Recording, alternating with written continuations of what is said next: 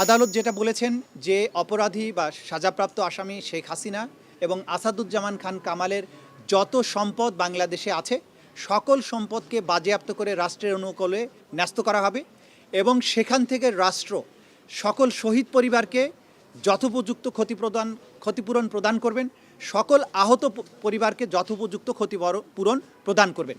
এটা হচ্ছে ক্ষতিপূরণের ব্যাপারে আদেশ। আর একটা অবজারভেশন তারা দিয়েছেন যে আওয়ামী লীগ এবং 14 দলীয় জোট যুবলীগ তাদের ব্যাপারে তারা যে একটা সন্ত্রাসী বা ক্রিমিনাল অর্গানাইজেশন, এইটা প্রসিকিউশনের পক্ষ থেকে সাবমিশন ছিল। আদালত বলেছেন এইটি যেহেতু আজকের এই মামলার বিচার্য বিষয় নয়, সেই ব্যাপারে তারা কোনো অবজারভেশন দেয়া থেকে বিরত থাকছেন। অর্থাৎ তাদের ব্যাপারে প্রসিকিউশনের যে আলাদা তদন্ত চলমান আছে দল হিসেবে একটা সংগঠনের ব্যাপারে যে তারা সত্যিকার অর্থে অপরাধী সংগঠন কিনা, সেটি একটি আলাদা মামলায় বিচার্য বিষয় হতে পারে। এই মামলাতে যেহেতু কোনো দল পক্ষ নয় বা আসামি হিসেবে সম্পৃক্ত করা হয়নি, সেই ব্যাপারে আদালত দলীয়ভাবে কারো বিরুদ্ধে কোনো অবজারভেশন দেয়া থেকে বিরত থেকেছেন। যে আমরা ইতিমধ্যেই বলেছি যে দুজন আসামি পলাতক রয়েছেন তাদেরকে ফিরিয়ে আনার ব্যাপারে রাষ্ট্র দুই ধরনের পদক্ষেপ নিতে পারেন। একটি হচ্ছে ভারতের সাথে সম্পাদিত 2013 সালের যে অপরাধীর বহিঃসমর্পণ চুক্তি, অর্থাৎ এক্সট্রাডিশন ট্রিটি 2013, সেই চুক্তি অনুযায়ী আমাদের এখানে যেহেতু মানবতা বিরোধী অপরাধের দায়ে তারা সাজাপ্রাপ্ত হয়েছেন, তাদেরকে বাংলাদেশ ভারত সরকারের কাছে ফেরত চাইবে এবং ভারত সরকার যদি আইনের শাসন ন্যায় বিচারের প্রতি শ্রদ্ধাশীল হয় তারা সেই আসামিদেরকে ফেরত প্রদান করবেন এবং তাদেরকে বাংলাদেশে ফেরত আনার মাধ্যমে তাদের উপরে যে সাজা দেয়া হয়েছে সেটা কার্যকর করা যাবে। দ্বিতীয় যে প্রক্রিয়া আছে সেটি হচ্ছে যে ইন্টারপোলের মাধ্যমে, যেহেতু একটি বাংলাদেশের একটা ট্রাইব্যুনাল থেকে উপযুক্ত আদালতের থেকে তাদের মৃত্যুদণ্ড প্রদান করা হয়েছে, তাদেরকে ইন্টারপোলের মাধ্যমে গ্রেপ্তার করে বাংলাদেশে এনে সেই সাজা কার্যকর করা যেতে পারে। এই ব্যাপারে বাংলাদেশের স্বরাষ্ট্র মন্ত্রণালয়, পররাষ্ট্র মন্ত্রণালয় সম্মিলিতভাবে প্রয়োজনীয় ব্যবস্থা গ্রহণ করবেন। যে কোনো আদালতের আদেশের বিরুদ্ধে যদি আপিল করতে হয়, যেমন আমাদের এই মামলায় এই সাজার বিরুদ্ধে 30 দিনের মধ্যে আসামিরা চাইলে সুপ্রিম কোর্টে আপিল দায়ের করতে পারবেন, কিন্তু সেই আপিল দায়ের করতে হলে পলাতকরা কেউ করতে পারবেন না, কারণ পলাতক ব্যক্তির আইনগত কোনো অধিকার থাকে না। তাহলে আপিল করতে হলে তাকে অবশ্যই এসে বাংলাদেশে আত্মসমর্পণ করতে হবে এবং জেলে গিয়ে তিনি তখন সুপ্রিম কোর্টের কাছে তার সাজার বিরুদ্ধে আপিল দায়ের করতে পারবেন। যদি আত্মসমর্পণ না করেন তাহলে তার রাইট অফ অ্যাপিল থাকবে না। দেখুন, আমরা বারবারই বলেছি এবং আদালত এটা কিন্তু বারবার পরিষ্কার করেছেন যে ক্রাইমস অ্যাগেনস্ট হিউম্যানিটি, অর্থাৎ মানবতার বিরুদ্ধে অপরাধ হতে হলে তাকে দুটো শর্ত পূরণ করতে হবে। যে অ্যাটাক বা আক্রমণের মাধ্যমে মানুষ যে হত্যা হয়েছে, সেই অ্যাটাকটা হতে হবে ওয়াইড স্প্রেড অথবা সিস্টেম্যাটিক।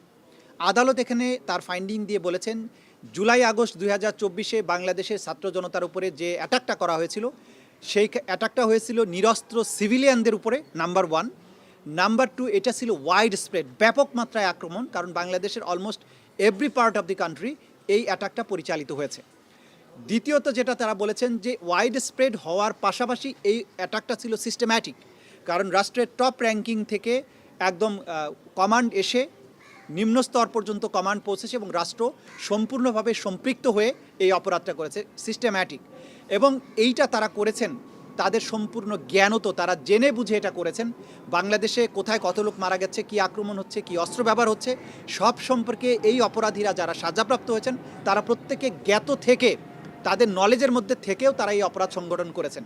সুতরাং ওয়াইড স্প্রেড, সিস্টেম্যাটিক এবং উইথ দি নলেজ, এই সবগুলো শর্ত এই অপরাধের মধ্যে এই শর্তগুলো পূরণ হয়েছে বলেই এটা ক্রাইমস অ্যাগেনস্ট হিউম্যানিটি হিসেবে বিবেচ্য হয়েছে এবং সেই ক্রাইমস অ্যাগেনস্ট হিউম্যানিটির দায়েই তাদেরকে এই শাস্তিটা দেওয়া হয়েছে।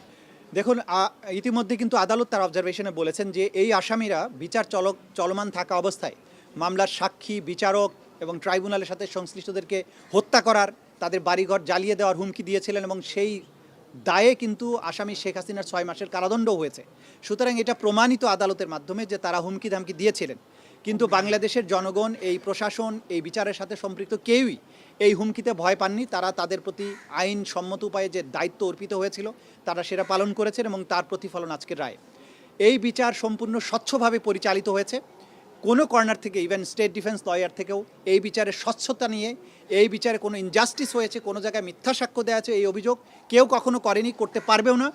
গোটা দুনিয়ার সামনে এই বিচার হয়েছে, আপনারা সাক্ষী ছিলেন, আমরা কখনো কখনো এগুলো লাইভ টেলিকাস্ট করেছি। পৃথিবীর সবার কাছে আমাদের ওপেন চ্যালেঞ্জ, এই বিচার প্রক্রিয়া স্বচ্ছ ছিল, নিরপেক্ষ ছিল প্রত্যেকেই আইন অনুযায়ী কাজ করেছেন এবং এইখানে যে কোয়ালিটির এভিডেন্স দাখিল করা হয়েছে আমরা আবারও চ্যালেঞ্জ করছি, দুনিয়ার যে প্রান্তে খুশি সেখানে যান, যে কোনো আদালতে এই এভিডেন্স গিয়ে হাজির করেন, এই অপরাধীদের একই ধরনের শাস্তি হবে বলে আমরা বিশ্বাস করি।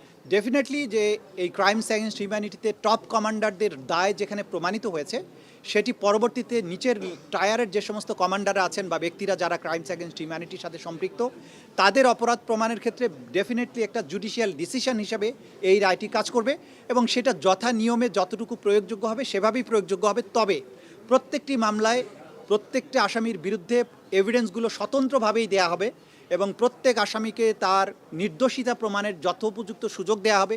তিনি চাইলে তার নির্দোষিতা প্রমাণের জন্য তার ডিফেন্স উইটনেসকে আনতে পারবেন, ডিফেন্স ডকুমেন্ট প্রডিউস করতে পারবেন। এই রায় একটা নজির হিসাবে কাজ করবে, কিন্তু প্রত্যেকটি আসামি বা প্রত্যেকটি মামলার বিচার স্বতন্ত্রভাবেই অনুষ্ঠিত হবে। যেটা এখন আজকে আমি আপনাদেরকে বলতে পারি, গত সারা রাত ধরে আমাদের সকল বিজ্ঞ প্রসিকিউটরগণের নাম্বারে বিদেশ থেকে অধিকাংশই ভারতীয় নাম্বার থেকে তাদেরকে টেলিফোনে কল করা হয়েছে, তাদের নানান ধরনের গালাগালি অশ্লীল কথাবার্তা বলা হয়েছে, গালাগালি করা হয়েছে। এগুলোকে আমরা খুব একটা আমলে নেই না, কারণ একজন অপরাধী যখন বুঝতে পারে যে সে অপরাধ করেছে এবং তার সাজা অত্যাসন্ন, তো তখন সে তার এই জাতীয় আচরণ তার অপরাধ প্রবণতাকে নির্দেশ করে। এগুলোকে আমরা আমলে নিচ্ছি না। অপরাধীরা তাদের চরিত্রই প্রকাশ করছে, কিন্তু তাদের এই সমস্ত দম্ভ, হুমকি, বাংলাদেশের মানুষকে ন্যায় বিচার প্রাপ্তির জন্য তাদের যে আকাঙ্ক্ষা, ন্যায় বিচার প্রাপ্তির জন্য তাদের যে প্রচেষ্টা, এখান থেকে কোনো অবস্থায় এক চুলো হটাতে পারবে না। 30 দিন সময় আছে আইন অনুযায়ী। আজকের থেকে 30 দিনের মধ্যে তারা আপিল করতে পারবেন। অর্থাৎ আজকে থেকে 30 দিনের মধ্যে তারা যদি এসে আত্মসমর্পণ করেন, তাহলে তারা সুপ্রিম কোর্টে আপিল করতে পারবেন। সুপ্রিম কোর্টে আপিল দায়ের হলে আমাদের আইনে পরিষ্কারভাবে বলা আছে, সুপ্রিম কোর্ট সেই আবার আপিলটা পরবর্তী 60 দিনের মধ্যেই নিষ্পত্তি করবেন। সুতরাং সেটা আইনি বিধান। তারা যদি আইনের শাসনের প্রতি শ্রদ্ধাশীল হন, তারা যদি মনে তাদের সাহস থাকে যে তারা ইনোসেন্ট, তারা যদি বাংলাদেশের বিচার প্রক্রিয়া মোকাবেলা করার তাদের সৎসাহস থাকে, আমরা বলবো তারা আসুন বাংলাদেশে এসে এই রায়ে অনুযায়ী তার আত্মসমর্পণ করে তার রায়কে তিনি চ্যালেঞ্জ করেন সুপ্রিম কোর্টে। তার যদি যুক্তি দিয়ে, তার প্রমাণ দিয়ে তিনি নিজেকে নির্দোষ প্রমাণ করতে পারেন, আমাদের তো কোনো সমস্যা নেই। আইনের গতিতেই চলবে।